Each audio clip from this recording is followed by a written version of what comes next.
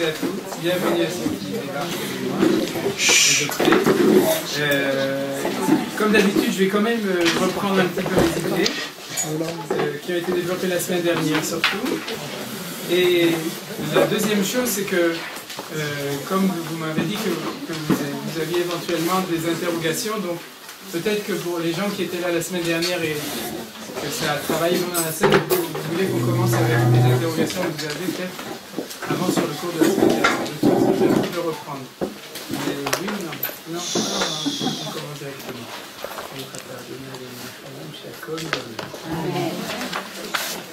Voilà. Moi, la question qui va rester, c'est que vous avez le sujet que vous avez traité, donc le sujet depuis la destruction du deuxième temple jusqu'à aujourd'hui, et cette histoire juive, où vous dites que finalement on est rentré dans un petit temple, une petite synagogue de rien du tout, et puis on fait notre petite religion, etc.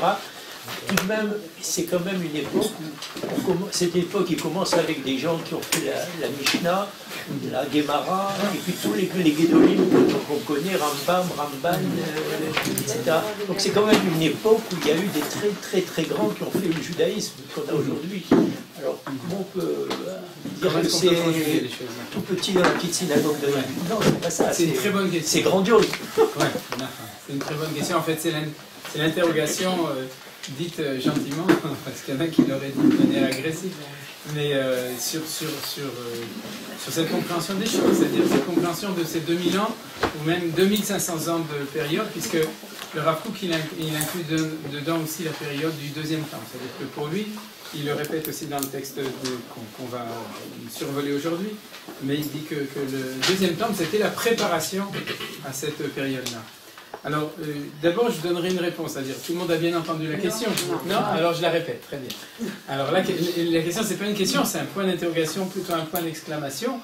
Le Rav Kook dit que, ce qu'on a vu, c'est que c'est 2500 ans, c'est 2500 ans, on pourrait dire, de judaïsme, pour prendre les termes de Manitou au lieu d'hébraïsme, et qui sont d'une religion, c'est-à-dire du passage, on pourrait dire, de l'idée de divinité, ce qu'il a appelé l'idée de divinité, à un tzimtzum, à une réduction à l'idée de la religion juive. Il emploie chaque fois de nouveau à la dative, la religion. Et ce que vous demandez, c'est qu'en fait, et alors quoi? Et le Rambam, et le Ramban, et Rabbi Akiva, et la Mishnah, et la Gemara, et tout ça, c'est des trucs tellement petits. Et c'est quoi? C'est des histoires de synagogue et de chants, de Zmirot Shabbat à la table du Shabbat chez nous à la maison. C'est quand même ça qui a fait tout le judaïsme. Alors, ce que je vous répondrai, c'est deux choses. La première, bon, mais c'est évident que c'est pour ça que je suis content que vous le releviez, c'est que il faut être Rav Kook pour être capable de dire quelque chose comme ça, c'est-à-dire avoir, je dirais, le courage et aussi la vision pour pouvoir dire des choses qui sont aussi révolutionnaires, on pourrait dire, et aussi des fois choquantes, on pourrait dire même. Et deuxièmement, je dirais que c'est encourageant. C'est au lieu de regarder de cette manière-là, il faudrait faire ce qu'on appelle un kal vachomer. C'est-à-dire, si déjà dans cette situation tellement terrible, d'accord, au fin fond, je dirais de l'obscurité du ghetto, c'est-à-dire que maintenant, quand je pense pas au Rambam, je pense à tous ces rebelles qui étaient en Pologne, en Russie, il y a 200 ans, quand il n'y avait ni à manger physiquement, ni rien du tout, et que le judaïsme a pu éclore de la manière dont il a éclos, et vraiment il ne faut pas enlever, on ne peut enlever aucune valeur. J'ai cité une source ashkénaze, mais c'est évident que c'est la même chose dans les ménarches où il y avait plus de pilpel, le ménarch. Et c'est la même chose, c'est-à-dire tout le monde peut le raconter, tout le monde l'a entendu. Je regarde Myriam et je pense à ce que tu m'avais raconté aussi sur ta famille, etc. au Maroc. Et de ce point de vue-là, cette grandeur, c'est pour nous l'occasion de réfléchir de manière kal vachomer, quelle va être la grandeur de la Torah quand on sera dans le temps justement où on va récupérer tout ce qu'on n'avait pas à ce moment-là. C'est-à-dire il faudrait voir les choses dans l'autre sens. C'est-à-dire non pas dédaigner ça, mais au contraire voir ce qui nous attend et qu'on ne connaît pas. Non, ce qui est important malgré tout de penser, c'est que justement de prendre conscience de ce manque qu'il y avait, qui est tellement grand. Alors, je vais reprendre un petit peu une image que je n'avais pas dit la semaine dernière. C'est que dans la comparaison, pour reprendre cela, dans la comparaison entre l'individu et la nation, c'est-à-dire c'est une comparaison qu'on fait tout le temps dans l'étude du Rav Kook, c'est-à-dire pour bien comprendre l'histoire de la nation, alors le plus simple c'est de comprendre l'histoire d'un individu. On avait expliqué que le fait qu'au moment de la destruction du temple, il y a eu Istalkut Ashrina, on avait dit que le mot Istalkut, ça veut dire que la Shrina, elle monte, c'est pas qu'elle se disperse ou comme en hébreu Istalek Mipo, c'est-à-dire qu'elle s'était taillée, c'est-à-dire c'est que la Shrina est remontée. Maintenant, quand la Shrina remonte, au niveau, si on prenait une comparaison avec un individu, à quel moment est-ce qu'on a un phénomène comme ça où la Shrina, c'est la Neshama, elle monte dans le ciel, à quel moment? Au moment du décès, c'est-à-dire au moment de la mort. C'est-à-dire que pour le Rav Kook, c'est clair, et c'est pas que pour le Rav Kook, c'est-à-dire cette comparaison veut dire que la Galoute, c'est une mort de la nation, c'est pas une mort des individus, c'est-à-dire nous, mais les individus, c'est des cellules ou des atomes. C'est-à-dire, on pourrait dire que c'est des atomes et qui se dispersent, la diaspora. Et quand on est dans une communauté, alors on est dans une cellule. C'est-à-dire, c'est d'ailleurs quelque chose où il y a quand même un rassemblement et tout. Et c'est cette connaissance des choses qui a été perdue, puisqu'on s'est tellement habitué à ce que c'était normal d'être juif de cette manière-là, qu'on a oublié qu'il y avait quelque chose qui pouvait être plus grand. C'est cette connaissance qui nous permet de prendre cette perspective. C'est-à-dire qu'en fait, avant la destruction, quand on n'était pas dans la religion, mais on était dans la divinité, d'ailleurs je ne l'ai pas expliqué parce que moi je n'ai pas tellement les mots pour expliquer ce que c'est qu'un judaïsme, qui est la idée élokite. C'est-à-dire, les seuls mots, les seules pensées qu'on peut avoir, c'est de réfléchir à la puissance de nos émotions juives, on pourrait dire, hébraïques, quand on a des choses ici, quand un grand rassemblement devant un cotel ou quelque chose qui est au niveau et spirituel et au niveau de quelque chose où on sait qu'on est à l'intérieur d'une nation. On n'est pas, c'est pas quelque chose qui est vécu au niveau de chacun au niveau individuel. Alors on peut avoir une perception déjà de ce que ça veut dire.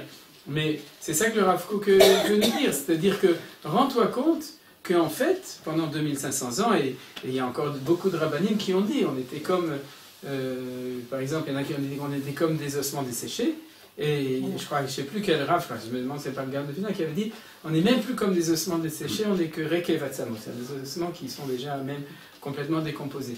C'est-à-dire qu'en fait, et tout ça, c'est avec le Rambam, et avec le Ramban, et avec, etc. Et Ravina de Ravashi qui ont écrit la Gemara, et les Géonim, et le Rabbi Yosef Karo, et tout ça, ça fait partie de cette situation du peuple juif qui était une situation qui était réduite, restreinte, d'accord, et qu'on avait appelé l'atomisation, la diaspora, et au niveau spirituel, la religion juive. Alors du coup, on a, en répondant à votre question, j'ai répondu? C'est bon?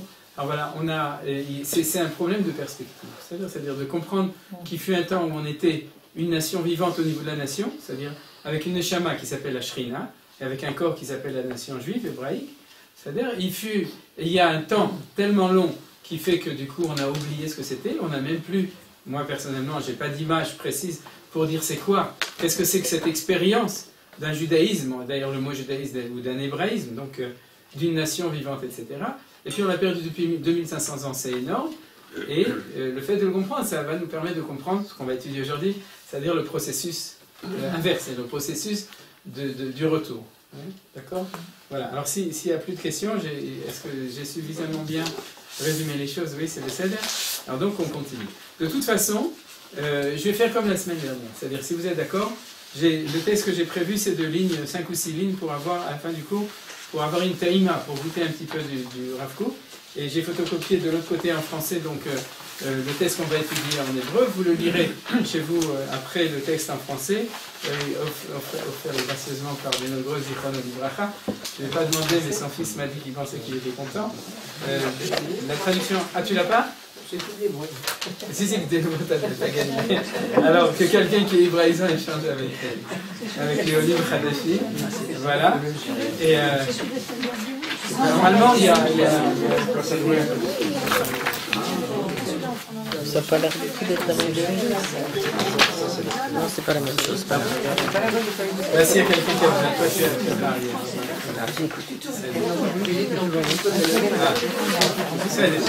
Donc, ok, tout d'accord. Donc, tout d'abord, on va étudier tout le processus par oral. Donc, si jamais vous avez une difficulté, c'est plus facile dans un certain sens. Si vous avez une difficulté à suivre le développement, vous m'arrêtez et je le reprendrai. Alors on va prendre la jointure, comment ça s'appelle, la charnière, avec ce qu'on a vu la semaine dernière. Le Rav Kook le reprend, c'est-à-dire en fait on est dans le 6e chapitre. Ce que je vous ai photocopié, c'est le 6e chapitre, la fin du 6e chapitre du Malach Haïdeot. Et Bezrat Hashem, aujourd'hui, donc on terminera ce sujet. Et le premier point, qui est l'évolution du processus religieux, d'accord? Mais pas seulement l'évolution au niveau, parce que on l'avait vu comme phénomène, c'est-à-dire le fait du passage d'une notion de collectivité nationale à l'individu, fait qu'on passe du divin au religieux, dans le langage d'Atiout, dans le langage de Rav Kook. Et maintenant, le Rav Kook est en train de parler de la fin du processus. C'est-à-dire, comme vous vous souvenez, on a vu la même chose au niveau de l'évolution des nations. C'est-à-dire, à partir du moment où les nations ont renoncé à leur lien avec la spiritualité, avec la religion, à ce moment-là, il y a un processus lent de perte de vitalité. Alors là, le Rav Kook va nous décrire quelque chose d'équivalent plus ou moins au niveau du peuple juif. C'est que, en fin de compte, à partir du moment où on est dans la religion, il y a un phénomène qui est important qui disparaît. Le Rav Kook appelle cela la Gvura. C'est-à-dire, dans le texte que vous verrez, je ne l'ai pas photocopié depuis le début, mais il prend souvent ce terme de Gvura. Vous connaissez Gvura, d'accord? La Gvura, en fait, dans le sens du Rav Kook, c'est la vitalité, et la vitalité dans la réalité. C'est-à-dire, pour prendre un exemple de la paracha de la semaine dernière, de cette notion de Gvura, vous vous souvenez que Avram, c'est Chesed, Yitzhak, c'est Gvura, et Yaakov, c'est Tifer. D'accord? Tout le monde le sait, ou presque tout le monde. Et en tout cas, l'identité de Yitzhak, c'est cette identité de Gvura, et là où on le trouve dans le texte, c'est cette espèce de force, par exemple, quand on voit qu'il reste en Eretz Israël, et qu'il sème dans ses champs, et qu'il reçoit Me'acharim, c'est-à-dire 100 fois ce qu'il avait semé. Et donc la notion de Gvura qui se retrouve tout le temps, et je suis sûr qu'on le retrouvera dans la suite du Rav Kook, c'est-à-dire le Rav Kook avait lui-même ces mots essentiels dans son étude. La Gvura, on pourrait dire la vitalité, la puissance. D'accord? Et il dit en fait, quand on passe d'une vie d'une nation, au niveau de la nation et au niveau de la religion, c'est-à-dire de la Eloko, de la divinité, à la religion et à l'individu, c'est-à-dire il n'y a plus de nation, c'est la religion individuelle ou en communautaire uniquement, alors ce qui manque, ce qui finit par disparaître, c'est cette espèce de vitalité. C'est-à-dire, en fait, de nouveau, la meilleure manière de le comprendre, c'est de nous regarder, nous et surtout nos enfants. C'est-à-dire, qu'est-ce qui différencie un Israélien d'un Juif de Chutz La'aretz? C'est la vitalité. D'accord? C'est une espèce de force, de puissance de vie. D'accord? Et qu'il soit de droite, de gauche, un peu plus, un peu moins religieux, quand il arrive, il débarque chez nous à Paris, ce qu'on voit de différence, c'est Otzma. D'accord? Une espèce d'une puissance. Alors, c'est pas lui qui l'a fait. C'est qu'il la reçoit de cette vitalité nationale, on pourrait dire, d'une appartenance à un peuple qui est vivant. Pas seulement lui est vivant, mais le peuple est vivant. Et il dit, à partir du moment où on est devenu religieux, cette Gvura a commencé à disparaître. Et qu'est-ce que ça veut dire? Ça veut dire qu'il y avait moins de simcha, automatiquement. Il y avait moins. Alors, de nouveau, il y a plein de gens qui ont parlé, je ne sais plus qui en a parlé, mais je ne me souviens plus de ce livre, mais sur la joie qu'il y avait dans la chassidoute, etc. Ouais. Quoi? C'est vrai. Mais aujourd'hui, quand on le regarde, ça fait triste pour nous. C'est-à-dire c'était sombre et c'était triste. Et c'est vrai qu'il y avait de la joie. Il y avait de la joie par rapport à là où ils étaient. D'ailleurs, ils ont travaillé dessus. Ils voulaient Hachem Besimcha. Et il y avait Avodat Hachem. Mais c'était une joie forcée. Non, je ne crois pas que c'était forcé. C'était, je crois, d'être capable de trouver là où tu es, Ezeu Samea, Ezeu Hachir, Samer Bechelko. C'est-à-dire qu'on dit Enani et la Beda, c'est-à-dire la plus grande pauvreté, c'est la pauvreté de la connaissance, c'est-à-dire la même chose. La richesse, c'est la richesse de Chelko à Avodat Hachem. Qu'est-ce que tu dis? Les extérioriser. Voilà, les extérioriser, ils travaillaient dessus. Chez Rabbi Nachman, on dit qu'il était, il parlait de la joie, de Simcha, parce que lui-même, naturellement, il le disait, il était plutôt dépressif qu'autre chose, donc il cherchait à sortir de ça. Rabbi Nachman. Tu parlais de la Gvura, j'ai vu un commentaire intéressant, je pense que tu le connais, dans le Jérusalem Post cette semaine, sur justement Avimelech qui revient ensuite revoir Yitzhak. On se pose la question, puisqu'en fait il l'a exclu, il l'a renvoyé. Pourquoi revient-il? Alors, en fait, il revient, parce que, pardon. Il le dit, pourquoi il revient? Il le dit, mais oui, mais un commentaire intéressant, c'est qu'il revient parce qu'il voit qu'Yitzhak a la foi. Yitzhak utilise aussi des moyens, finalement, une certaine ingéniosité pour réussir. Et cette foi et cette ingéniosité lui donnent de la puissance. Donc Avimelech a peur. Et donc c'est peut-être un peu, je dirais, les ingrédients de cette Gvoura. Bien fait, ouais, c'est bien. Et ça, c'est la Gvoura aussi qu'on voit en Israël, c'est-à-dire la Gvoura militaire, la Gvoura économique, etc. Mais là, il y a quelque chose au niveau spirituel, c'est-à-dire quand le Rav Kook parle, il parle d'une Gvoura, c'est une vitalité, comme on a dit. Voilà. Maintenant, il dit, automatiquement, quand il n'y a pas vitalité, il y a moins de joie, d'accord? C'est-à-dire les choses. Et il dit que ça amène à un système d'orthodoxie. Et la définition que donne le Rav Kook de l'orthodoxie, c'est Ma chovati ve'asena. Ça, c'est une citation du texte qu'on étudie, qu'on ne lit pas. C'est-à-dire, dis-moi ce que je suis obligé de faire et je le ferai. C'est-à-dire que le Rav Kook explique en fait ce qu'on a appelé l'orthodoxie, par exemple en Allemagne, etc. C'était un dessèchement même de la religion elle-même. C'est-à-dire, a priori, la religion avait encore, on pourrait dire, la vitalité du souvenir. On pourrait dire dans les premières centaines d'années, ou peut-être plus que ça, de la mémoire de ce qu'on avait avant quand on était encore une nation, etc. Et puis petit à petit, il y a un processus qu'on pourrait appeler de dessèchement, et c'est ça qui amène l'orthodoxie maintenant. Quand on l'a tous connu, surtout dans le monde ashkénaze, de cette forme où on savait déjà plus tellement pourquoi on faisait les choses, on n'avait plus tellement de ta'am. Je ne parle pas du monde d'Europe orientale ou d'Afrique du Nord, mais je parle du monde d'Europe occidentale, où il y avait vraiment un dessèchement, et c'est les gens qui restaient religieux.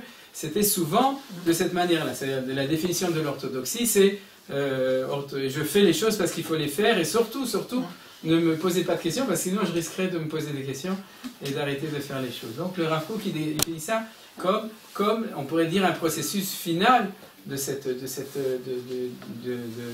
Bon, je regarde aussi Rivka, c'est-à-dire de savoir quelle révolution a été quand il y avait des gens qui arrivaient comme Rav Yerachmiel Bochko, Zecher Tzadik Kadosh Livracha, quand il est arrivé en Europe occidentale et qu'il a commencé à essayer d'humecter un petit peu la Frumkai des pays comme ça, et quelle difficulté et quelle opposition ça a pu éveiller autour de cela. Voilà. La deuxième chose, ça, on a parlé donc, on continue avec la semaine dernière, c'est-à-dire, on pourrait dire la décadence de la religion. C'est-à-dire, c'est une espèce de décadence même au niveau du peuple juif. Cette espèce de descente, la preuve, d'ailleurs, c'est qu'il y a aussi eu, on parle de ceux qui sont restés, mais il y a un phénomène comment on appelle ça, d'exemple, c'est-à-dire que la plupart des gens sont sortis. Alors on peut dire, d'accord, c'est parce que les ghettos ont été ouverts, l'émancipation, ils étaient attirés, etc. Mais il faudrait quand même dire aussi, on le voit très bien aujourd'hui, c'est que si la religion, elle est attractive et elle est concurrentielle, c'est-à-dire c'est quelque chose à proposer, eh bien, il y a aussi beaucoup de Baalei Teshuvah. Alors qu'à l'époque, il n'y avait pas de Baalei Teshuvah, mais il y avait plutôt ceux qui allaient au Baal de l'autre côté. Les Baalei du 14 juillet, ouais. De Dieu. Donc c'est évident que c'était l'autre côté d'une image, d'une religion qui n'était plus attrayante, qui ne donnait plus envie aux gens tellement de rester dedans. Donc voilà. Maintenant, au niveau de l'idée Léoumi. Et là-dessus, le Rav Kook ne parle sans doute pas du peuple juif, et il parle d'un phénomène général. D'ailleurs, au niveau de la religion, dans le monde occidental, on sait que c'est aussi valable au niveau de la religion chrétienne. C'est-à-dire qu'il y a une espèce de perte de vitesse, on l'avait déjà dit et tout, on l'a vu. Mais le fait qu'on passe d'une idée de nation à une idée de politique, c'est ça qui est intéressant. C'est-à-dire, quand on passe à la politique, c'est qu'on n'est plus dans une vraie idéologie de savoir qui on est, mais on est dans la technique, on l'avait déjà vu. Et il cite une citation, je crois, je me souviens plus de qui c'est, mais vous me direz, c'est qu'au lieu que l'État soit une rencontre d'une nation, etc., avec une idéologie, ça devient une chevrat achayut gdola. Aidez-moi à traduire ça en français. Une société de garantie, d'assurance.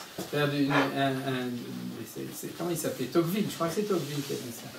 Mais en tout cas, c'est les philosophes du 19e siècle, etc., quand ils ont réfléchi à l'identité des sociétés, ils sont passés à ce genre de définition, d'accord? C'est-à-dire que c'est une société d'association, d'intérêts, de gains des gens, etc. C'est-à-dire, qui sommes-nous? On ne savait plus tellement comment le dire. Donc, en fait, ce qui veut dire, c'est que, petit à petit, on est en situation, comme on l'avait vu, même au niveau du peuple juif et de manière générale, de perte de substance, d'accord? Alors, le Rav Kook définit ça comme le passage de la Gvoura à la Askanut. Gvoura, on vient d'expliquer ce que c'est. L'Askanut, c'est le business, c'est-à-dire qui s'occupe des choses, les Askanim. Comment on dit en bon français, les Askanim, les... Businessmen. Quoi? D'affaires. Les macherim, voilà, c'est du bon français. Les hommes d'affaires. Les business, pas dans le sens de l'argent. Dans le sens, les macherim, c'est un mieux, c'est. Nous, de Tsarfatit, je sais pas. C'est les petites gens qui font les combinats. Voilà, c'est la combine. C'est-à-dire que. La débrouille. Quoi? La débrouille. Voilà, oui, non, mais c'est-à-dire qui s'occupe des choses. Regardez, même dans le monde religieux aujourd'hui, dans le monde orthodoxe, c'est souvent pas les rabbanim qui dirigent les choses, c'est les askanim, c'est les macherim qui s'occupent des choses. Vous savez? Alors donc, il dit tout ça, c'est un des signes de cette perte de substance. Le côté orthodoxe, le côté que ceux qui s'occupent, c'est la combine, c'est les choses du hora des pâquerettes, les intérêts, etc., quoi, etc. Et au niveau des idéologies politiques, c'est la même chose. Voilà, c'est bien entendu, on retrouve ça aujourd'hui, c'est-à-dire qu'on se rend très bien compte que souvent les gens qui dirigent sont plus des technocrates. Voilà, en français on dirait les technocrates. Voilà, la technocratie au lieu du leadership. Voilà. C'est les mots, c'est une meilleure traduction en français de ce qu'il a dit. Alors, ça c'est le premier point, c'est le point, on pourrait dire, la décadence de l'idée qu'on a vue la semaine dernière. Le deuxième point maintenant, on va voir les deux points de cette espèce de descente. Le deuxième point, c'est un point un petit peu dans l'autre sens. C'est-à-dire qu'en fait, ce qu'on a vu aussi, c'est que, et ça c'est un point extrêmement important, je parle au niveau du peuple juif, mais aussi au niveau des autres, parce qu'on avait vu que ce phénomène à la fin de l'individualisme, c'est un phénomène commun pour des raisons différentes. Chez nous, c'est dû à la diaspora, chez les non-juifs, c'était dû à la perte de substance religieuse et nationale. Mais en fait, qu'est-ce qui se passe? Il y a un point qui est très, très important que dit le Rav Kook, et que j'ai découvert souvent, c'est que même la notion de morale, c'est-à-dire que vous savez que le Rav Kook et Manitou sont tout le temps en train de dire que le fondement de toute la Torah, c'est la morale. C'est-à-dire les 613 mitzvot sont des explications d'une volonté morale de Hakadosh Baruch Hu qui s'appelle l'Etiv le Zulato, le fait qu'il a créé le monde parce qu'il est bien, il est bon, tov, et qu'il veut faire du bien à autrui. Je pense vous connaissez ces idées-là. C'est-à-dire qu'en fin de compte, dans la Torah, il y a des fondements de moralité. Maintenant, il faut savoir que quand on est atomisé au niveau de l'individu, la compréhension des notions de moralité est totalement différente de la manière dont on voit les choses quand on les voit au niveau collectif. D'accord? Je vous donne un exemple des plus simples. Oui, la tzedaka. Il y a une vision de la tzedaka de moi, je vois un pauvre et puis je me fais ma petite mitzvah. C'est-à-dire, je le vois, il faut que et puis il y a une deuxième manière de comprendre les choses, c'est que dans une société, c'est pas normal qu'il y ait des gens qui ont faim ou qui soient des homeless, ouais, comment il s'appelle la femme des homeless? Sans-abri. SDF. Ouais, SDF. Ouais. D'accord. Non, j'ai dit les hommeless, les femmeless. D'accord. D'ailleurs, c'est vrai que les hommes laissent et les femmes laissent. Bon, les SDF, d'accord. Mais il y a, qu'est-ce qui est plus normal? Une conception nationale des choses, une conception collective, ou une conception individuelle, c'est-à-dire que comme la blague que je vous ai déjà racontée une fois, qu'une fois il y avait un juif très scrupuleux qui chaque année, quand il donnait matanot le'evionim, c'est-à-dire les cadeaux pour les pauvres à pourrir, il avait un problème grave, c'est qu'il n'était pas sûr que le pauvre était vraiment pauvre, donc il avait fait la mitzvah. Alors on raconte qu'une fois il a trouvé un pauvre qui était vraiment pauvre, alors il lui a donné, il a évité de le raconter à qui que ce soit, pour être sûr que l'année suivante il pourrait refaire la mitzvah. Donc vous avez compris. C'est une blague, hein, c'est pas vrai. C'est pas juste comme ça. Mais si je veux dire, on a une espèce de paradoxe de la conception de l'individu par rapport à l'organisation. Un exemple qui ressemble, c'est l'histoire de la Shemitah, par exemple. Est-ce que le Heter Mechira, c'est une vision, le fait de vendre, c'est une vision, comment s'occuper du problème au niveau national. Par contre, si on dit, mais moi c'est pas grave, j'ai acheté chez les Arabes, etc., pour une personne c'est pas grave, mais si tout le monde achète chez les Arabes, c'est très grave. Donc, si on regarde les choses au niveau d'une conception de moi et mon petit paquet de mitzvot, et de mon petit paquet de morale, c'est pas du tout la même chose qu'une conception collective d'une organisation d'une société. Et ce que le Rav Kook dit, c'est qu'à force de tout expliquer au niveau de l'individu, et surtout des valeurs morales, c'est-à-dire même chez nous dans le peuple juif, c'était devenu des valeurs morales, c'est-à-dire dans le monde religieux, des valeurs morales qui sont vues avec le prisme de ma mitzvah, avec ma petite vie et ma moralité, etc. C'est-à-dire, à ce moment-là, il arrive un moment où la société ressent un manque d'une vision qui est beaucoup plus large des choses. C'est ça que le Rav Kook dit. C'est-à-dire qu'à un moment, il va y avoir une crise. Et cette crise, on la connaît. Par exemple, le fait que les Juifs ont fini par embrasser dans le monde occidental, surtout dans le monde oriental, ils ont fini par embrasser les idées du socialiste, etc. Parce qu'ils disaient, toi, avec ta petite mitzvah, c'est-à-dire qu'ils disaient à leur père ou à leur grand-père ou à leur frère, toi, avec ta petite mitzvah, avec ta petite moralité, tu ne nous donnes pas une réponse et une vision générale des choses. Et aujourd'hui, c'est souvent aussi ce qui donne un malaise quand on rencontre un judaïsme haredi. Parce que le judaïsme haredi, en fait, c'est celui qui continue de moins en moins, Baruch Hashem, mais malgré tout avec une force de résistance et d'inertie assez forte, d'accord, de continuer un judaïsme authentique de Galout, dans le sens où il a une vision individuelle. Je ne voudrais pas citer le nom, mais un Rav, qui est un grand ami de Chacham, qui enseigne au même endroit où j'ai enseigné autre part, mais je ne veux pas donner d'allusion trop claire, de toute façon vous ne le connaissez pas, mais non, il n'est pas français. Non, je ne vais pas faire d'allusion, mais en tout cas, il y a quelqu'un ici qui le connaît, donc je ne fais pas trop d'allusion. Disons comme ça, quand il faisait des cours qui étaient liés à la morale, systématiquement, je n'étais pas d'accord avec lui, il est haredi. Parce que systématiquement, c'était un cours de l'Amdanout, on posait une question, une sougia de Gemara, etc. Il arrivait toujours à une vision pratique, c'est-à-dire une vision individuelle des choses, mon obligation, ma moralité, ma relation d'un individu vis-à-vis d'un autre individu, il n'y a jamais une vision globale des choses. C'est-à-dire quoi? Restrictive, absolument.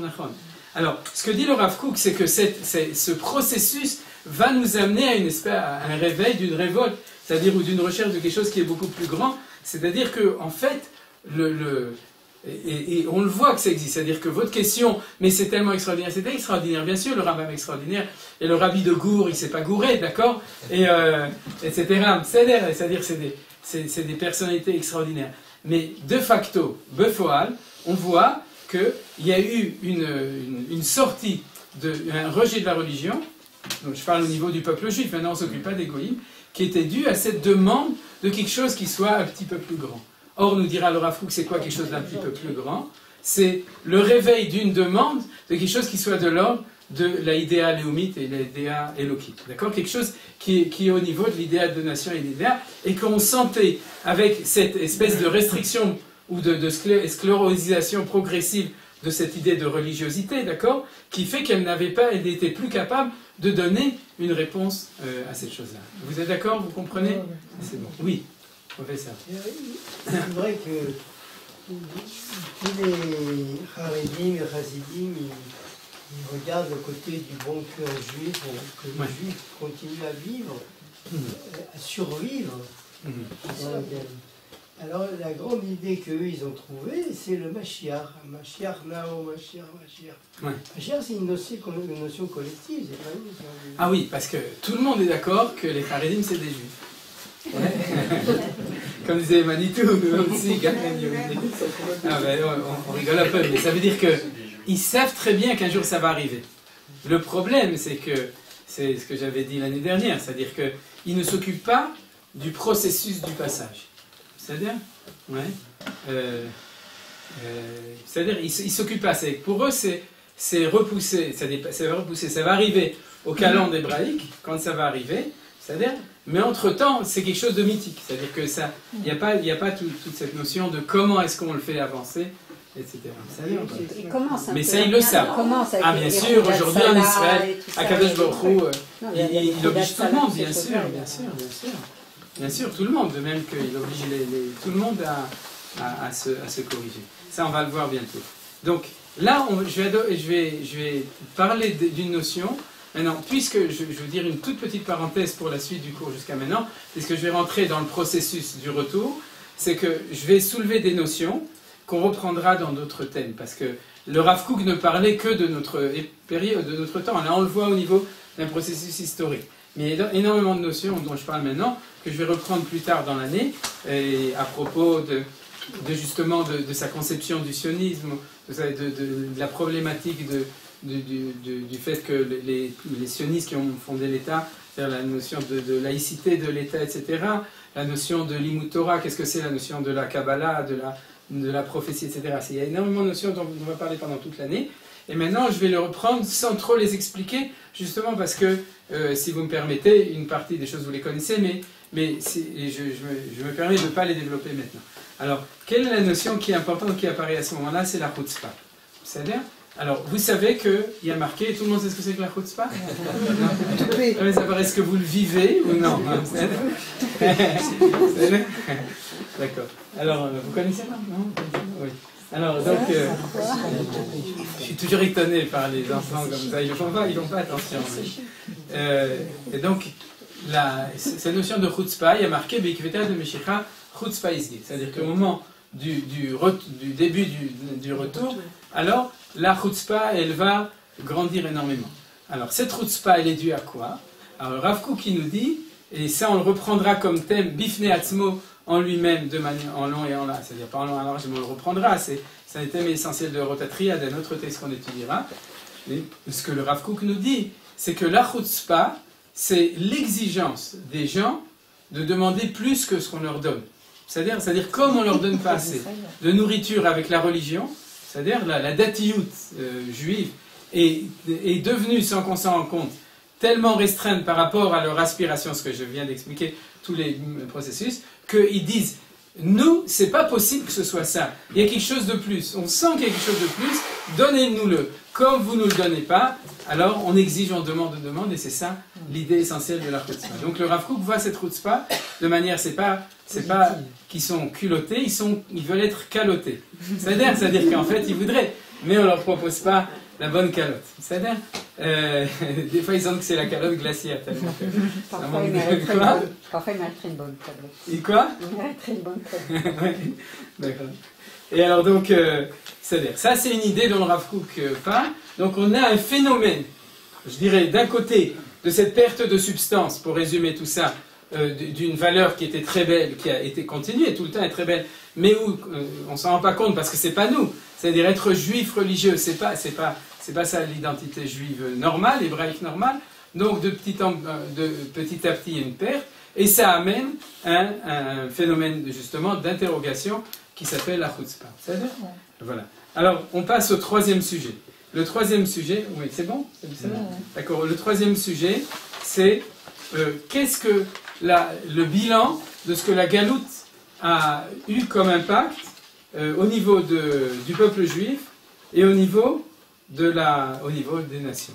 Alors au niveau des nations, je vais reprendre quelque chose que j'ai déjà dit la semaine dernière, parce que le Rav Kook le reprend, et au niveau du peuple juif, il dit des choses nouvelles. Alors il dit que, en fait, le point essentiel que l'acquis positif de 2500 ans, je dirais de galoute, entre 2000 et 2500 ans, là c'est 2500 ans, c'est, il cite un passouk du premier chapitre de Malachi. On avait déjà cité Malachi la semaine dernière, parce que Malachi c'était le dernier prophète, c'est celui qui annonce la fin de la prophétie et le début du temps, donc on pourrait dire justement de la religion. C'est-à-dire, d'ailleurs, nos sages disent que Malachi c'était Ezra. Or, Ezra, c'est le fondateur de la religion juive. C'est-à-dire, c'est pour ça que nos sages disent que Raoui aya Ezra shetinaten Torah liado, que Ezra était suffisamment méritant pour que ce soit lui qui reçoive la Torah, parce qu'il a donné une autre Torah. Il a donné la Torah de la religion. Et c'était lui qui était Malachi. C'est-à-dire, Malachi en tant que prophète, c'était la fin de la période d'avant. Ezra, c'était le début de la période suivante. C'est lui qui était capable de faire la charnière entre les deux. Alors, qu'est-ce qu'il dit dans Malachi, chapitre 1, je n'ai pas le verset, c'est une citation du Rav Kook, Igdal Hashem Me'al le Gvul Israël. Et maintenant, Dieu va s'agrandir au-dessus des frontières d'Israël. Et c'est ça que le Rav Kook développe, on l'a vu la semaine dernière. C'est-à-dire que grâce au fait qu'il n'y avait plus de frontières géographiques du peuple juif et de la religion juive, alors ça a permis aux nations de se reconnaître dedans, et on avait expliqué que c'est grâce à ça que le christianisme, que l'islam, et que aussi d'autres éléments dans le monde, même au niveau de la philosophie, etc., ont permis de se développer. Et ça, c'est une influence, et il dit qu'au niveau du peuple juif aussi, ça avait quelque chose de bénéfique, c'est que ça a permis d'éclairer, de préciser des concepts spirituels, vous comprenez ? C'est-à-dire que quand on est tout le temps dans la géographie du judaïsme, c'est-à-dire que c'est comme quand on dirait on est dans la géographie des mitzvot, c'est-à-dire qu'on est tout le temps au niveau des détails. Alors c'est la même chose au niveau de la nation. Quand tout se trouve confiné à l'intérieur d'une géographie de Eretz Israël uniquement, alors d'un côté c'est extraordinaire, c'est ce dont on parle quand on parle du retour en Israël, mais ça empêche les notions de devenir suffisamment, on pourrait dire abstraites, d'accord? D'expliquer les notions abstraites, de les expliquer. Alors, il dit 2500 ans d'abstraction, ça a permis de donner une compréhension des notions abstraites. Voilà, vous êtes tous en silence, c'est grave. Qu'est-ce qui se passe? Ça va? On continue? Oui. C'est bon? C'est bon? Ouais? C'est clair? C'est obscur. D'accord. Le dernier point, je n'ai pas très bien compris. Maintenant, j'ai compris. La semaine dernière, j'avais déjà expliqué. C'est-à-dire que j'avais relié avec la notion de Histalkut à Shrina. J'avais dit que ça ressemble un peu comme un champignon atomique. Ouais. C'est-à-dire qu'en fait, la Shrina, c'est la présence de Dieu. Todarabah, ça me permet de le réexpliquer. La Shrina, c'est ce qu'on rêve. On rêve de la Shrina. C'est la présence de Dieu sur le temple, sur Jérusalem, sur la terre d'Israël et sur le peuple juif habitant en Israël. Mais comme on avait déjà expliqué souvent, la notion de Shrina, c'est la présence ici sur terre. Alors maintenant, la problématique de ça, c'est que la vision de la divinité, elle est un peu trop terre à terre. À partir du moment où on voit, où on sent Akadosh Baruch Hu ici, il est présent, il est proche de nous, mais du coup, on ne s'occupe pas tellement on pourrait dire du Ensof. C'est-à-dire, si on va prendre une notion de Kabbalah, d'accord, Dieu, il est infini. Et puis ensuite, il descend par toutes les sphirotes ou tous les mondes, jusqu'à ce qu'il arrive tout en bas. Et ce qui est en bas, c'est la Malchut, c'est la Shrina. Alors, quand la Shrina remonte, et donc disparaît de la présence sur terre, alors on lève les yeux vers le ciel, et du coup, on voit Dieu de manière beaucoup plus spirituelle. C'est d'ailleurs ce qui a aussi permis le développement. C'est pas seulement le christianisme et l'islam, c'est aussi la philosophie grecque, c'est-à-dire aristotélicienne, du côté religieux, c'est-à-dire la religion, la vision religieuse de la philosophie, contrairement à l'idolâtrie grecque et romaine, etc., que vous connaissez, la Pléiade, l'Iliade, je sais pas, tous ces trucs-là, d'accord? Mais ils avaient une idée claire de ce qu'on appelle le Dieu suprême, d'accord? C'est-à-dire une idée philosophique, on le connaît, de la philosophie, qui est parfait, qui est complètement dans le ciel, etc. Maintenant, nous dit le Rav Kook, comment est-ce qu'ils ont réussi à comprendre ça? C'est parce que, il y a eu Histalkut à Shrina. Parce que c'était plus le Dieu domestique du peuple juif, c'était un Dieu qui est universel, qui est infini, qui est au passé, au présent, etc. Ça, c'est des notions qui aujourd'hui nous sont claires, qui nous sont faciles à comprendre, et qui se sont répandues dans le monde entier, par le christianisme, par le judaïsme, par l'islam, par la philosophie, et sans doute aussi, on le sait moins, mais aussi dans les autres pays du monde. C'est-à-dire que même ceux qui n'étaient pas forcément en contact avec le peuple juif, c'est-à-dire en Extrême-Orient, etc., il y a eu tout d'un coup une découverte de ce Dieu d'Israël qui est le Dieu qui est extrêmement haut, extrêmement spirituel, et dénué de toute matérialité. D'accord? Alors tout ça, c'est dû au fait qu'Akadosh Baruch Hu, il a fait Histalkut à Shrina. Alors il dit ça, j'ai mieux expliqué maintenant, ça va. Merci, Toda Rabba. Et tout ça, c'est un bien. C'est dur à accepter quand même. Quoi? C'est un peu dur à accepter cette idée que finalement la galoute c'était une nécessité pour qu'il y ait une spiritualité plus grande. Comment Dieu, quand il descend ici, il reste ici géographiquement? Je comprends ça. Si la Shrina elle est ici, elle est partout. Il fait pas quelque chose qui se restreint sur. D'accord. Ça, je comprends pas très bien. Je vais répondre. Qu'est-ce que tu veux? C'est pousser le peuple à ne plus être païen. Je vais la répéter. Ça amener aussi le peuple à ne plus être païen et à croire à un Dieu un aussi, quelque part. Oui, exactement. Exactement ça. Qu'est-ce que vous vouliez dire? La même question. La même question. Par rapport exactement ça. Alors répétez parce que du coup j'ai oublié quand vous dites votre question. Et je me posais la même question. On dit que la Shrina elle est là, mais elle est universelle. Comment on peut localiser dans un lieu géographique? C'est-à-dire de dire que la Shrina elle est que ici, c'est local. C'est pas facile à comprendre. Alors donc, alors je vais expliquer les choses. C'est que il y a marqué Melo kol haolam kevodo. C'est-à-dire Dieu il est partout. Mais il n'est pas partout au niveau de la Shrina. Il est partout en tant que Dieu qui se révèle dans la nature, par exemple, ou Dieu de providence des goïms par l'intermédiaire de leurs anges tutélaires, etc. Mais une présence révélée, ce qu'on appelle la prophétie, le fait de pouvoir voir quelque chose, d'accord, ce n'est que en Eretz Israël. Et c'est que, par exemple, vous savez qu'il y a une mitzvah de monter au temple 3 fois par an. C'est-à-dire, et comment ça s'appelle cette mitzvah? On dit tous les matins, Dvarim Shen Shiur, Apea, Vabikore, Arayon, Minut Chasadim Rayon, la Reïa. Reïa, c'est quoi? C'est d'aller se faire voir ou d'aller voir? Les deux. Quoi? Les deux. C'est marqué dans la Gemara de Maseret Ragiga. Je crois que c'est la page exacte, c'est une des premières papiers.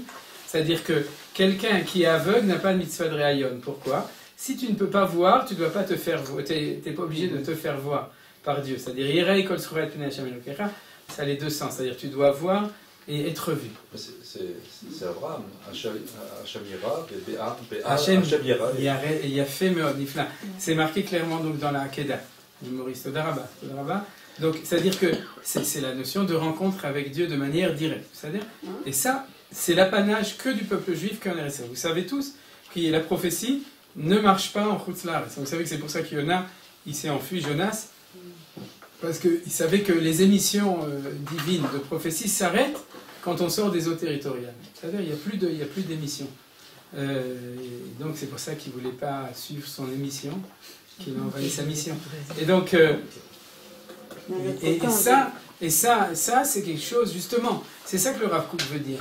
C'est que, et maintenant j'explique encore un petit peu pour répondre, c'est que le problème du premier temps, de la période où il y avait la Shrina, ce n'est pas le problème d'Abraham. Abraham, Yitzhak, Yaakov, Moshe, etc., ils étaient tout à fait capables de voir derrière, je prendrai un exemple très simple, un écran de télévision. C'est-à-dire, quand tu vois une image dedans, toi, tu connais l'image qui est derrière, donc tu sais que ce que tu vois, c'est pas ce que j'allais dire le tube cathodique aujourd'hui, c'est autre chose. Dans l'écran, c'est quoi? C'est des LED. C'est des LED. Ouais. C'est pas ça. C'est-à-dire il y a quelque chose qui est l'image qui est derrière.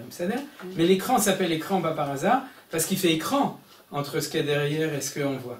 Maintenant, le commun des mortels du peuple juif et des goïms, quand la Shrine était en Eretz Israël, son problème essentiel, c'est qu'ils voyaient l'écran et ils croyaient que Dieu n'était que ici. Donc les goïms n'avaient pas d'intérêt à s'intéresser au Dieu du peuple d'Israël, parce que pour eux c'était un Dieu national, c'est-à-dire c'était le Dieu du Kachol Lavan, c'est-à-dire le Dieu du drapeau israélien, et les Hébreux avaient tendance à faire de l'idolâtrie, parce que à partir du moment où Dieu est sur terre, alors lui ou un autre, Ma'evden. Quelle est la différence entre celui-là et celui-là? Si l'autre peut être plus intéressant, par exemple, parce que dans les trucs d'idolâtrie, c'était aussi, comme disait Manitou, il y avait aussi la discothèque en même temps. Alors pourquoi aller au Beth Amikdash où tout était très Begdusha, Betahara, avec pureté et tout. Donc c'était moins attrayant que le temple d'à côté. Donc des fois ils allaient autre part. Mais tout ça, c'est dû à la difficulté inhérente au fait que la Shrina est Shrina. Donc en fait, Dieu veut qu'il y ait la Shrina. Ce qu'on verra dans la suite, à la fin d'aujourd'hui, ou on le verra peut-être une autre fois, c'est que, alors on revient à ta question, le travail de la galoute, c'est le travail qui nous permet en fin de compte de faire la synthèse de toutes les valeurs. C'est-à-dire que ce qu'on va recevoir en galoute, si on prend cet exemple-là, d'accord, cette capacité d'abstraction de la divinité, c'est-à-dire qui, pour nous, la meilleure référence, c'est le Dieu unique, philosophe, de la philosophie, qu'on va retrouver chez Maïmonide, par exemple, dans le Moré Nevuchim, dans le Guide des égarés, etc. C'est-à-dire ce Dieu qui est complètement, totalement abstrait. Je ne sais pas si vous avez tous étudié le Guide des égarés, mais vous êtes encore égarés, mais en tout cas, il y a 3 parties dans le Guide des égarés de Moré Nevuchim. Toute la première partie, c'est je ne sais pas combien de pages, uniquement pour éliminer totalement tout anthropomorphisme de la conception divine. C'est-à-dire toute relation entre Dieu et quelque chose qui serait justement de l'ordre d'une présence ou d'une représentation matérielle des choses, d'accord? Et c'est pas par hasard qu'il a pris ça, parce qu'il voulait parler à des juifs qui étaient aristotéliciens, qui étaient complètement dans une conception moderne à l'époque et universitaire de l'époque du judaïsme, donc il fallait leur parler leur langage. Alors nous dit le Rav Kook, ça a eu un bien énorme. Et pour nous, parce que ça nous a permis, je dirais même, parce qu'on n'y arrivait pas, tu comprends Nadine? C'est-à-dire, on n'arrivait pas au niveau national. Bon, en fait, c'est le chapitre qu'on a dû sauter. Mais on n'arrivait pas au niveau de la nation, de tous les juifs, on n'arrivait pas à voir au-delà de l'écran. C'est-à-dire, on était même subjugués par l'image qu'il y avait sur l'écran. Regarde les enfants, tu verras comment ça marche chez eux, et peut-être chez nous aussi, de cet écran et de ce qui, des couleurs, etc., de tout ce qu'il y a dessus. La preuve, c'est qu'ils préfèrent ça de la réalité. Quand ils font un tioul en autobus, ils sont avec leur truc, au lieu de celle-là. Et, on l'a payé cher quand même. Pour, oui. Quoi? On l'a quand même payé alors, très cher. Vous êtes dans les autres questions. D'accord, alors ça c'est la suite. Tout à fait d'accord. C'est-à-dire qu'en fait, je voulais pas trop parler de ça, mais vous m'obligez à le parler. C'est-à-dire en fait, le pourquoi est-ce que Akadosh Baruch Hu nous a fait passer par tout cela. C'est-à-dire selon la vision historique de Rav Kook, pourquoi on avait besoin de passer par toutes ces choses-là. C'est même pas seulement pourquoi on avait besoin. En fait, l'idée de faire développer les autres nations, d'accord, mais pourquoi à ce prix de souffrance? Ah oui, mais bon, alors je vais donner d'autres, je vais l'intégrer. C'est Todarama. Mais tout d'abord, le Rav Kook, de nouveau, il ne parle pas que des nations, il parle aussi de nous. C'est ça que j'ai voulu dire, c'est-à-dire une épuration, on pourrait dire, des conceptions de la divinité qui se sont faites à ce moment-là. C'est-à-dire, alors bien entendu, c'est aussi ce qui a permis l'émergence, donc la reconnaissance par les goïms de notre Dieu, mais tel qu'ils l'ont pris, c'est-à-dire avec toutes les distorsions de la philosophie grecque, les distorsions du christianisme, les distorsions de l'islam, parce que c'est les trois grandes forces qu'on connaît dans l'histoire, qui ont pris de justement de ce nuage atomique là, qui était là, etc. Et par exemple, le Ramba Maïmonide, dans le dans les Lois des Rois, ainsi que Rabbi Yehuda Halevi dans le Kuzari, parle de cette problématique. C'est-à-dire que le fait que grâce à ça, il y a une volonté, d'une possibilité de diffusion de la Torah, de diffusion de l'idée de Dieu, mais quel prix on a payé? Justement, c'est-à-dire que le prix qu'on a payé, c'est toutes les distorsions et tout ce qu'on a vécu au niveau de nos relations par rapport à toutes ces... Justement, par rapport au monde grec et romain, ensuite d'abord au monde chrétien, le monde musulman, etc., qui nous ont oppressés à cause de cette... C'est-à-dire, alors je vais quand même répondre directement à ton interrogation sur le prix à payer. La dialectique fondamentale on n'a pas étudiée, et on aurait dû, mais c'est toujours le même problème. C'est-à-dire que si on étudie tout le Mahamar, la dialectique fondamentale que le Rav Kook dit, et à mon avis on l'étudiera dans un texte spécifique peut-être même la prochaine fois, qui s'appelle Chacham Adif Minavi, c'est-à-dire c'est un texte connu qui dit que le sage est préférable au prophète. C'est-à-dire le prophète c'est la présence de la Shrina, et le sage c'est le temps, la sagesse dont parle le Rav Kook là-bas, c'est la sagesse quand il n'y a plus de présence. Alors, Chacham, voilà. Et c'est une idée que je pense une partie des gens connaissent, mais ce que le Rav Kook a dit, c'est que c'est un peu la dialectique de Shir HaShirim, c'est-à-dire que quand Akadosh Baruch Hu était là, dans sa présence ici sur Terre, alors nous, on s'enfuyait. Et Akadosh Baruch Hu a dit, mais c'est comme ça, je me retire, et à ce moment-là, vous allez commencer à me chercher.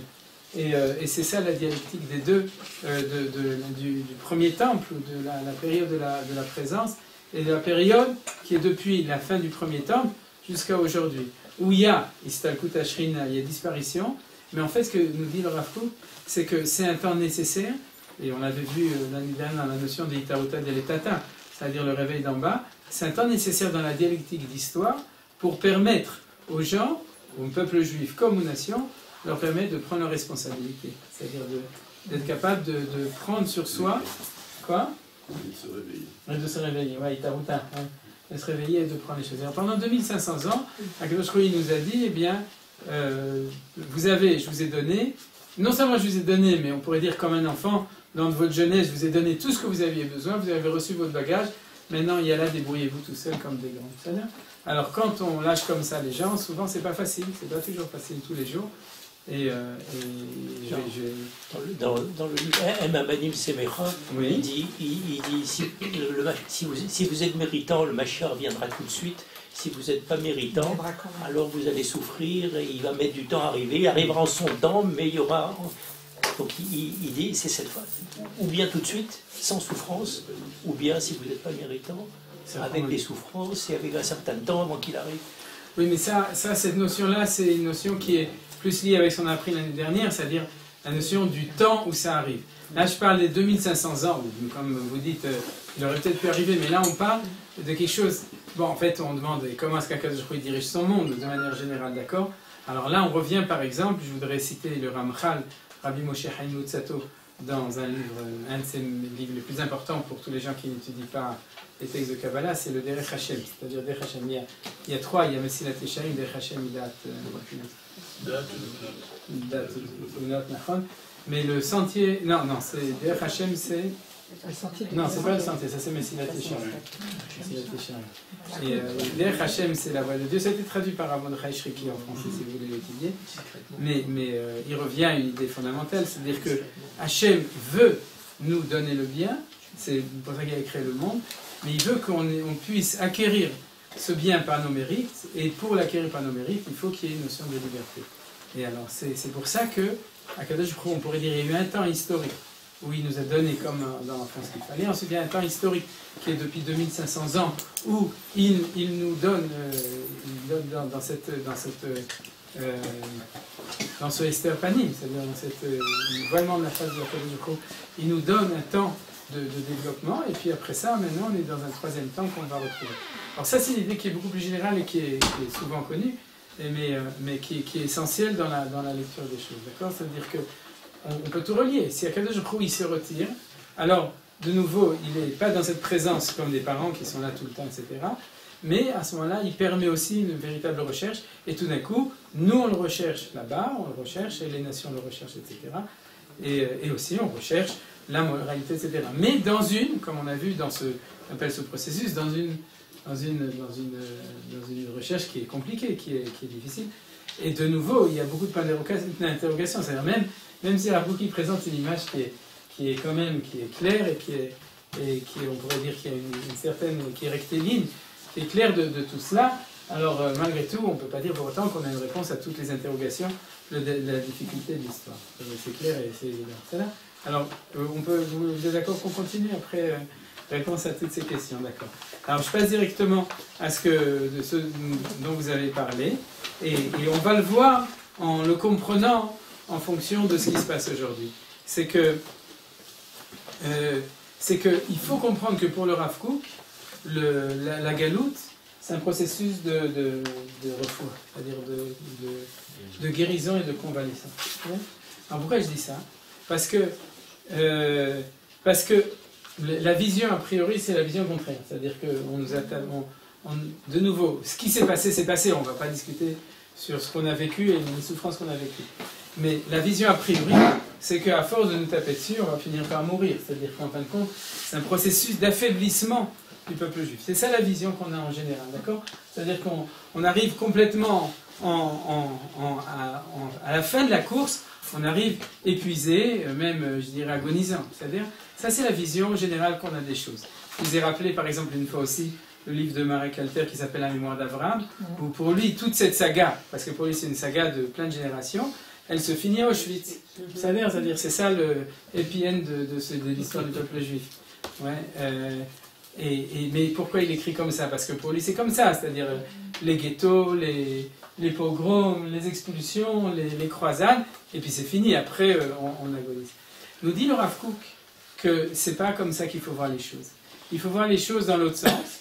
C'est-à-dire il faut voir que ces 2000 ans, et de nouveau c'est toujours la question de Gamzul Tova, ce que disait Rabbi Akiva quand il voyait toutes les difficultés, que tout ce que fait Akadosh Baruch Hu, Kolman de Avid Achmana, et Tava Avid, c'est-à-dire tout ce qu'il fait, il le fait pour le bien, c'est-à-dire d'une vision qui est au contraire qui est positive et qui est dans un sens positif. Il dit, pendant 2000 ans, on était en état de maladie, c'est-à-dire on était affaibli, on souffrait en état de souffrance, etc.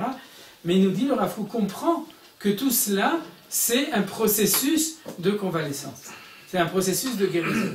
C'est-à-dire qu'au niveau de l'individu, on connaît ça, Yisurim Memarkim. Vous savez, c'est-à-dire les kaparat avonot. Vous connaissez tous, c'est-à-dire on se donne un coup sur le doigt, on dit kaparat avonot, on dit kapara. En Afrique du Nord, il y a d'autres, je ne sais plus comment on dit ça, mais quoi? Il y a des phrases qu'on disait, etc. Mais en tout cas, on se dit, tout ce qu'on reçoit, c'est Yisurim, c'est-à-dire les souffrances, c'est kapara, c'est-à-dire c'est quoi kapara? C'est nettoyage, c'est-à-dire qu'avec le temps, ça se nettoie de plus en plus. C'est-à-dire, et ça c'est un point essentiel, et qui explique pourquoi, va nous dire le Rav Kook, pourquoi pendant tout ce temps-là, il y avait des grands Talmidei Chachamim qui disaient venez, on va se lever, on retourne en Eretz Israël. Rabbi Yechiel de Paris qui a pris les gens comme ça après à l'époque, et a dit venez, on vient en Eretz Israël, ils sont montés, ou bien à l'époque du Harizal, ou bien justement on a vu le Gras, ou même d'autres avant, etc. Eux, ils avaient une vision claire qu'il fallait retourner, c'est-à-dire, entre guillemets, on est guéri. Et chaque fois, nous dit le Rav Kook, ils essayaient de nous relever, et on n'arrivait pas. C'est-à-dire que des fois, on ne se levait pas du tout, et puis des fois, comme quelqu'un qui est malade, qui se lève de son lit, et puis 2 minutes après, il dit non, je ne peux pas, il faut que je retourne au lit. D'accord? C'est-à-dire que cette image-là, c'est l'image du peuple juif qui était pendant 2000 ans de Galout, avec une faiblesse, et aussi une situation anormale, comme quelqu'un qui est à l'hôpital. Quelqu'un qui est à l'hôpital, il n'est pas chez lui à la maison, il est dans une situation tout à fait spéciale, et avec toutes les difficultés. C'est-à-dire, d'un côté, il est pris en charge, mais d'un autre côté, il est en souffrance, il ne mange pas ce qu'il devrait manger, etc. Il a énormément de souffrance. D'accord? Donc, dit le Rav Kook comprend qu'on ne discute pas sur le phénomène de la souffrance. On discute pour la question de savoir, est-ce que c'était de l'agonie ou est-ce que c'est de la refoua? Est-ce que c'est au contraire, comment on appelle ça, de la convalescence ou de la guérison? Et il nous dit, sache que c'est tout un phénomène de convalescence et de guérison. Et comment est-ce qu'il explique ça? Il dit que, comment on s'en rend compte? C'est qu'un beau jour, le peuple juif, il se réveille et il est plein d'énergie. C'est-à-dire, autant, pendant ces 2000 ans, on a essayé, et d'ailleurs, la Gemara, dans ma Masechet Sanhedrin, elle dit que le Mashiach s'appelle Bar Nafli. Bar Nafli, c'est celui, et j'avais déjà cité cette chose-là, c'est celui qui avorte tout le temps ou qui tombe.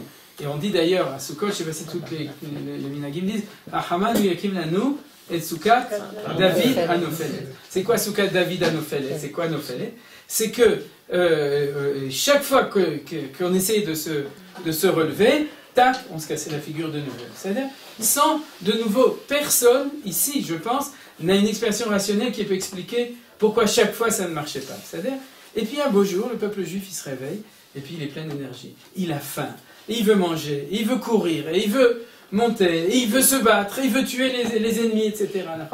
Et alors, il y en a qui disent l'électrochoc de la Shoah, c'est pas vrai. Nous dit le Rav Kook, c'est pas du tout ça, c'est pas le ras-le-bol, c'est pas le fait qu'on fait comme les autres, la décolonisation, tout ça, etc. Vous connaissez toutes les théories. Mais pas du tout. C'est qu'un beau jour, on est redevenu en bonne santé, on a fini. Et on connaît tous cette expérience, d'accord? C'est-à-dire, t'es dans le lit, tu veux pas manger, tu veux plus rien faire, et puis quand t'es guéri, alors non seulement tu veux, mais il faut que tu rattrapes les 2 semaines, alors tu manges, tu trucs, etc. C'est quelque chose d'extraordinaire. Et nous dit le Rav Kook, aujourd'hui, on peut le comprendre, qu'il avait raison. Pourquoi? Parce qu'on voit, alors on revient, et quel est le terme qu'on a vu au début du cours? Chutzpah. Ouais, Chutzpah et aussi Gvura.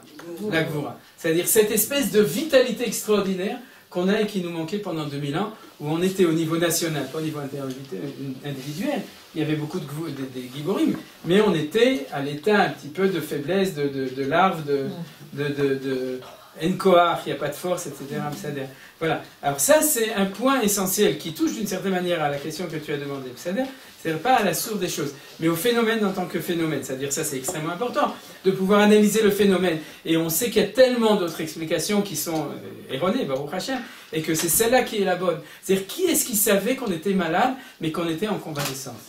Qui est-ce qui avait les yeux pour le voir pendant 2000 ans, qu'on était en train de se guérir? Alors, ça a fait mal, et on a souffert, et on a eu plein de choses terribles. Mais, Akadosh Baruch Hu, lui qui sait, il sait que c'est quelque chose, c'est un phénomène qui est en train de... C'est en prévision d'une revitalisation et d'une renaissance, et du fait qu'on se remet sur les pieds. Voilà. Et un des... Ouais, est-ce que c'est toujours régional, comme tu dis? Ça se passe qu'en Eretz Israël? Quoi, la revitalisation? Non.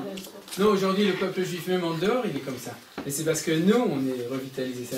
La Gvura de Eretz Israël, elle diffuse aussi sur les juifs. Tu vois bien, les juifs aujourd'hui de Rousselare, ils n'ont plus peur tellement. Bon, ça dépend qui. Mais il y en a. Quand on va en Rousselare, on les voit quand même un peu endormis. Ouais, d'accord. Non, mais des fois chez les jeunes, alors ils finissent par venir en Eretz Israël, et tu vois quand même que même là-bas, bon, je te dis par exemple, il y a les jeunes qui sont dans la synagogue qui prient, les jeunes qui sont devant la synagogue, qui font le bitachon en France, qui font la sécurité, d'accord. Et ceux-là, c'est ceux qui ont cette... De manière générale, j'ai entendu cette semaine deux histoires, mais qui se ressemblent à l'époque des pogroms de Kishinev, de deux communautés où il y a des jeunes qui sont venus et qui ont dit mais ils vont arriver dans 2 jours, on s'organise. Et ils se sont organisés. Ils ont pris des pierres, ils ont pris de l'huile bouillante, et ils ont pris des couteaux, et ils les ont attendus, et les goïms, ils se sont enfuis. D'accord? Alors c'est qu'il y avait une vie... Pourquoi pendant 2000 ans on n'a pas fait ça? Alors on peut dire, on avait peur, la richesse, on avait peur de... Pas la richesse, la richesse. Le richesse. L'antisémitisme.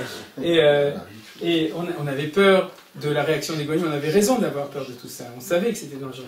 Mais le jour où on sait qu'on est vivant et qu'on va revenir, on peut se permettre même d'anticiper ça, même de l'autre côté, de commencer à faire ces choses-là. Tout ça, c'est des signes de cette résurrection, dans le sens véritable du terme, qu'on est guéri. Et Manitou avait une très bonne blague sur la guérison. Il disait qu'une fois, le roi avait envoyé son fils avec une valise de médicaments. Il lui a dit, t'es malade, prends la valise de médicaments, va te promener, et quand je t'appellerai, tu reviendras.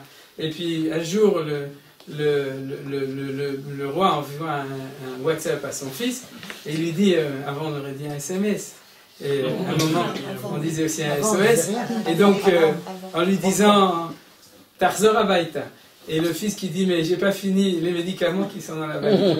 Alors donc c'est quoi? C'est que il ne se rend pas compte qu'il est guéri.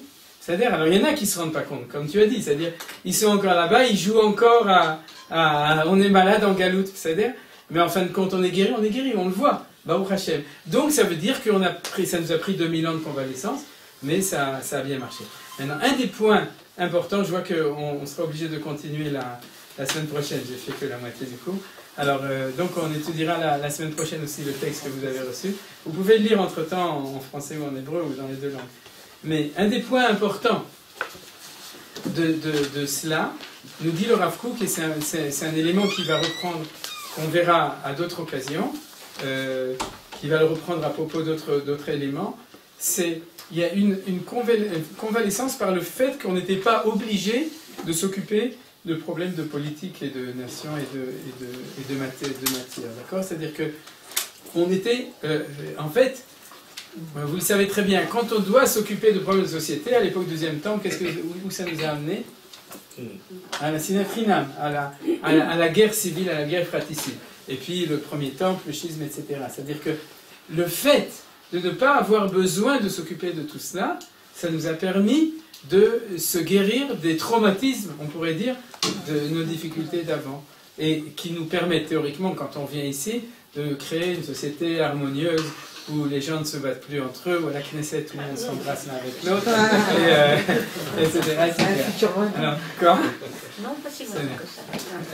Mais, bon, en tout cas, nous dit le Rav Kook, dans un autre texte, Itnazar, nous, on s'est complètement retiré de toute la politique, de tout ce qui est des affaires de société véritablement, pour, d'une certaine manière, justement, de se guérir de tares, de traumatismes qu'on avait auparavant, etc.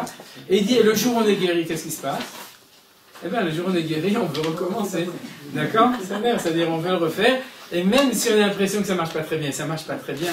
Parce que quand on recommence, des fois, ça revient un petit peu au traumatisme d'avant. Mais malgré tout, nous dit le Rav Kook, dans d'autres textes encore, c'est un signe qu'on est guéri de revenir à tout ça. Mais ça veut dire... Alors, on va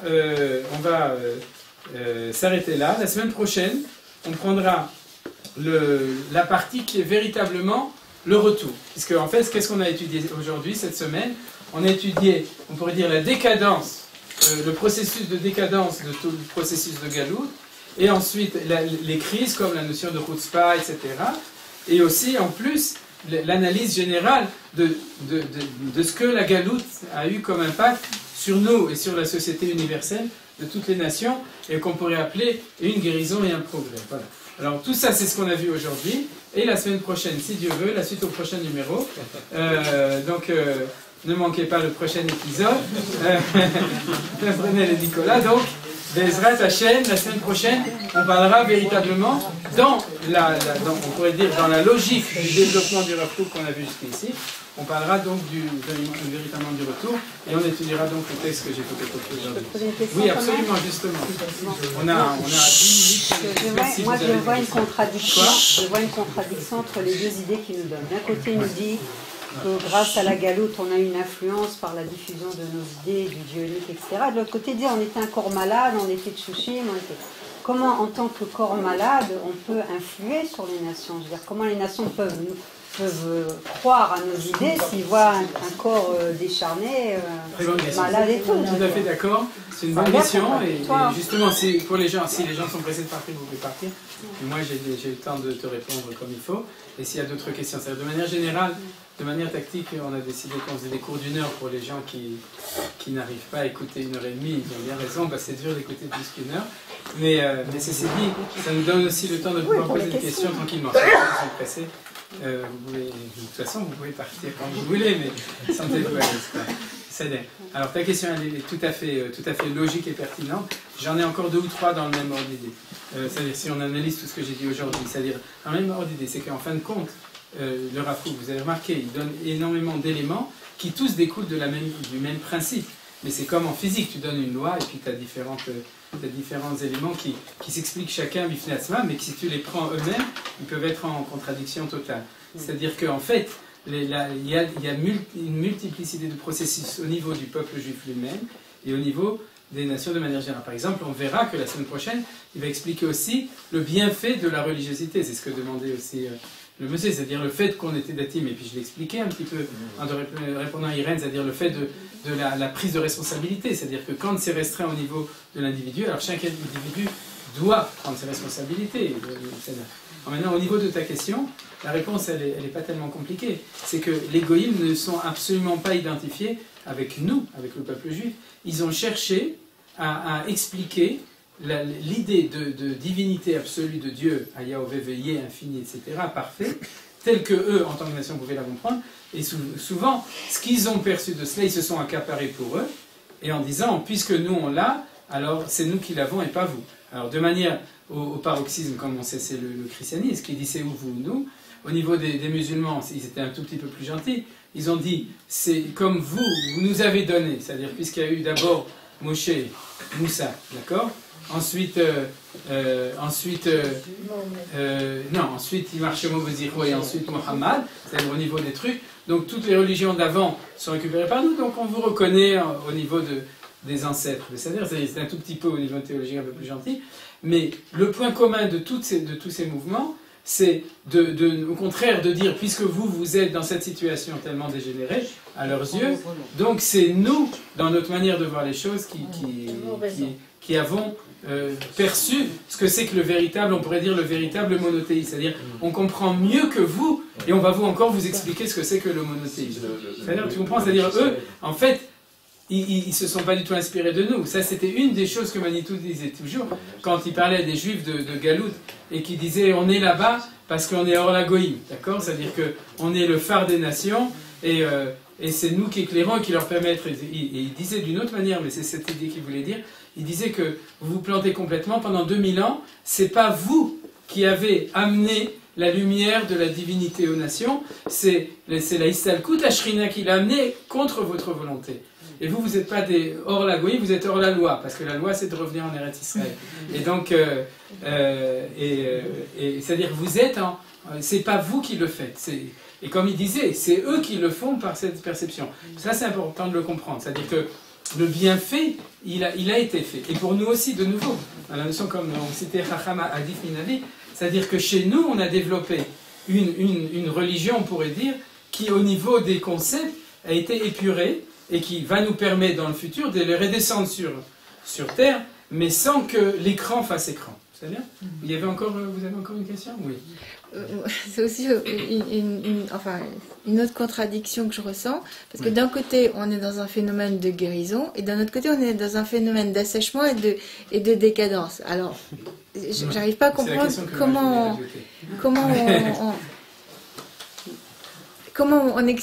à la fois on peut être dans une convalescence et une guérison, Et donc cette meilleure compréhension de l'abstraction, et en même temps ce que tu as dit au début, qui est d'un dessèchement et d'une perte de substance. Ouais. Alors j'ai donné 2 réponses. Ils ne sont pas marqués dans le texte à ma connaissance, c'est-à-dire je réponds de cela par mon opinion. Donc si tu trouves une meilleure réponse dans le texte du Rav Kook, tu me le diras. Mais 2 réponses. La première, c'est les escars, pitzelachat, c'est tous ces trucs. C'est-à-dire qu'il n'y a rien à faire. C'est-à-dire même quand tu es en convalescence, ça crée des problèmes annexes. D'accord? C'est-à-dire que d'être dans une situation anormale, par essence, même si tu as convalescence, puisque c'est la situation, on pourrait dire, de n'importe quelle maladie, ou le fait de pouvoir, de risquer de recevoir des microbes qui se promènent dans les hôpitaux, ou toutes sortes d'autres exemples de tout cela, d'accord? Ou on pourrait parler encore d'autres choses, des erreurs médicales, etc. C'est-à-dire que, je reviens, dans la complexité des choses, c'est évident qu'on ne fait pas, on peut pas faire d'omelette sans casser les œufs, et que quand on est en situation qui est une situation d'anomalie, anormale, alors il y a toujours une souffrance de l'anomalie et même un impact énorme de cette anomalie, ou comme on pourrait dire, Manitou parlait souvent du fait d'une influence néfaste du milieu ambiant dans lequel on était. Comme il disait, la discussion entre les juifs ashkénazes et les juifs sfarades, c'est pas le côté juif qu'on a, c'est le côté musulman ou chrétien du milieu dans lequel on était. C'est-à-dire qu'on ne peut pas avoir une chose sans avoir d'autres choses. Et de ces choses-là, il faudra qu'on se nettoie. C'est-à-dire que, et même si par exemple, je dirais un exemple idiot, quand tu mets un habit dans la machine à laver, après il faut que tu le repasses. C'est-à-dire, donc, c'est la même chose. C'est-à-dire que tu as un phénomène, et puis ce phénomène demande un tikkun du tikkun.